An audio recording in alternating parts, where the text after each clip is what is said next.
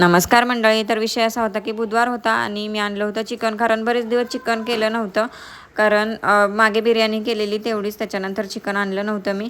तर नॉनव्हेज खाणाऱ्यांना माहिती ना मधून अधून कशी चव येते, तर आठवड्यातून 2 ते 3 वेळा तरी नॉनव्हेज पाहिजेच. पण आता जरा गरमी आहे त्याच्यामुळे कमी केलेलं. तर आज आणलं, अर्धा किलो चिकन आणलं. त्याच्यानंतर मस्त मॅरिनेट करून शिजायला टाकलं, कारण मला सूप काढायचं होतं, म्हणजेच आळणी पाणी त्याचं काढायचं होतं. त्याच्यामुळे एका साईडला शिजायला ठेवलं आणि एका साईडला मसाल्याची तयारी करून घेतली. तर थोडंसंच करायचं होतं, सुक्कंच मी म्हटलेलं करावं एकदम नॉर्मल, थोडंसं पाणी ठेवून, कारण परत सकाळ कोण खाणार असं.